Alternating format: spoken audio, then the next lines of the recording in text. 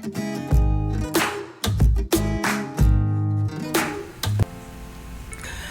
everyone, welcome back to my channel Investor Happy. Halo semua.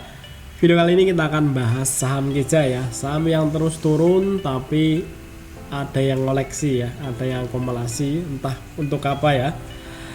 Dan bagaimana secara fundamentalnya kita akan bahas ya. Oke, sebelum pembahasan kita disclaimer dulu bahwa di sini hanya sebatas berbagi informasi, bukan ajakan untuk beli ataupun jual di emiten yang terkait di video ini. Saham Kija atau kawasan industri Jababeka ini kawasan industri yang terletak di Cikarang ya. Mungkin teman yang rumahnya di Cikarang pasti tahu, ataupun sekitar Jabodetabek kemungkinan tahu ya. Jababeka ini cukup elit ya untuk kawasan industri ya. Oke, saham Kija. Nah, kita lihat ya, ini terus turun ya dari hacknya. Dari Maret ya 2002 ini terus turun ya, sampai saat ini terus turun. Dan kalau kita tarik ya sampai Maret itu sampai sekitar 26% ya ini penurunan. Cuma kalau kita tarik lagi dari 2001 Juni ini udah tadi hacknya ya kedua ini sekitar 40% ya, dan ini sebenarnya udah mendekati level harga waktu COVID ya. Nah, di range COVID tuh ini ya, pas ini 3 Maretan ya, atau Maret tuh sampai jatuhnya tuh sekitar di 100 ya, 110-an ya, 110 atau ya sekitar 110-an untuk COVID itu ya. Ya, sampai 110 dan range-nya di area sini ya, sampai di area 120-an ya, 25-an, dan harga saat ini sudah di 135. Sebenarnya tinggal 10 poin lagi menuju area COVID ya. Nah, oke, nanti kita lihat ya kenapa turun, apakah fundamentalnya separah itu ya. Nah, ini kita lihat ya. Oke, kita lihat secara fundamental. Kalau saya tarik dari Agustus ya, ini dari 1 Agustus 2002 ini ada yang ngolek ya sekitar 26 miliar ya. Ini broker RG. Cuma kalau saya tarik lebih jauh mungkin dari hacknya ini di 15 Maret kita lihat ya, 15 Maret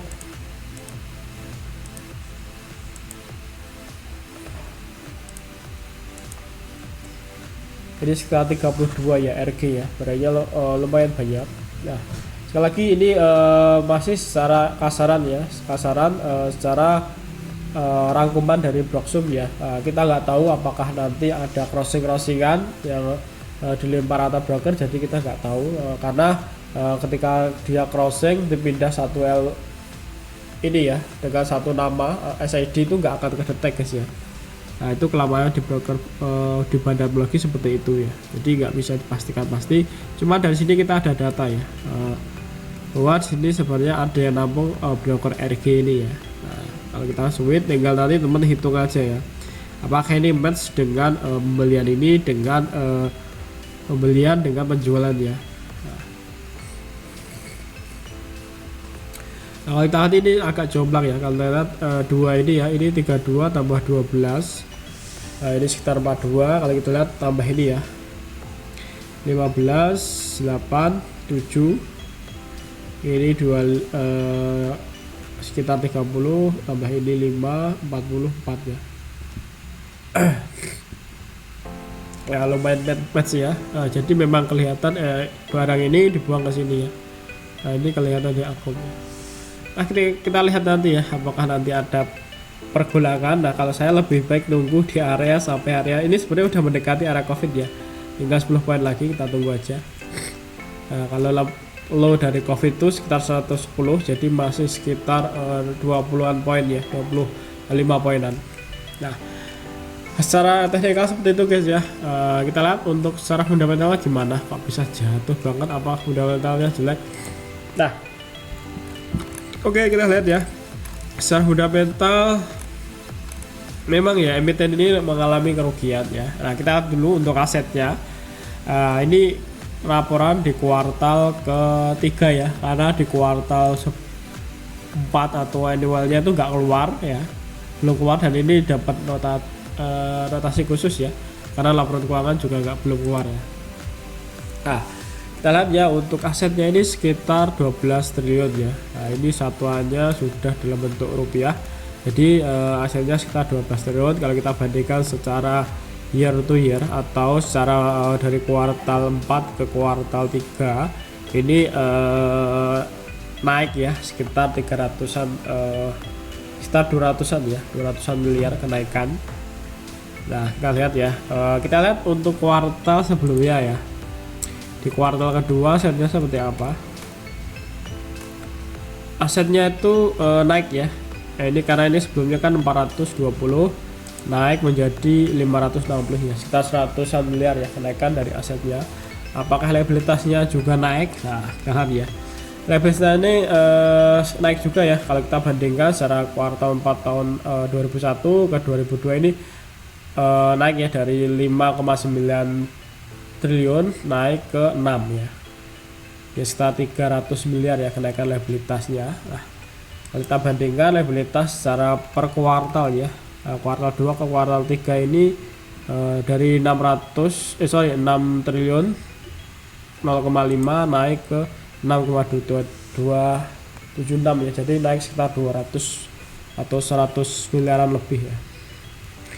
Nah, untuk ekuitasnya ini jadi sekitar 6,2 ya, tapi ini hampir separuhnya ya. Nah, jadi kecilnya separuhnya dari asetnya ya. Nah, untuk ekuitasnya ini turun ya kalau kita bandingkan secara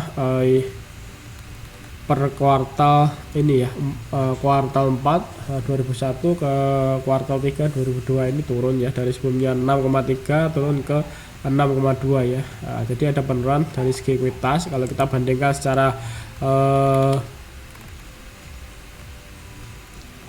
per kuartal.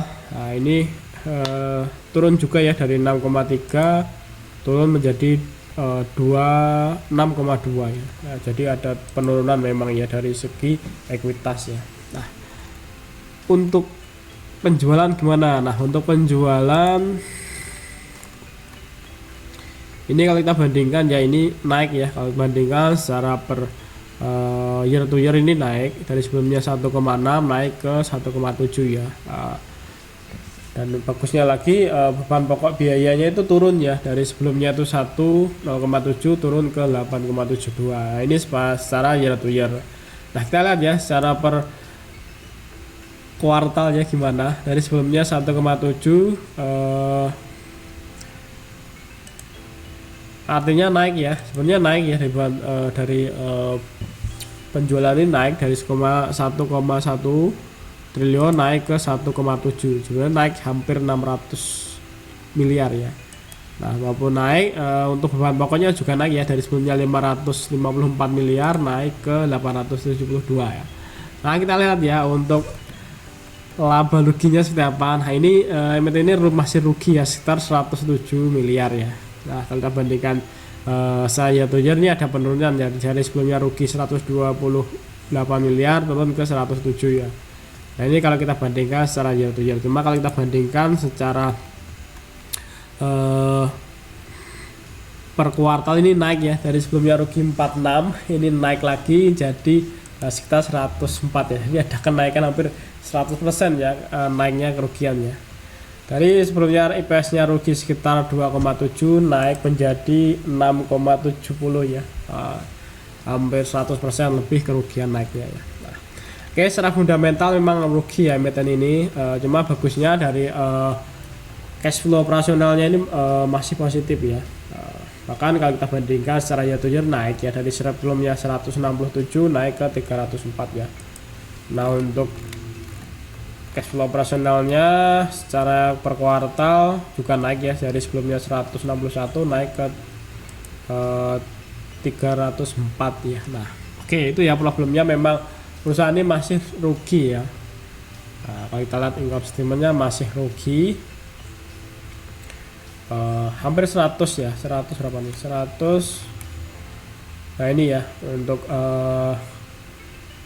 revenue rugi ya 107 ya, 107 penghasilannya sekitar rugi 107 miliar ya. Nah, kita lihat nanti sayangnya belum keluar ya untuk kuartal keempatnya, apakah ini naik apa turun ya. Kalau naik, kalau turun itu ada potensi ya, potensi turnaround nanti ya.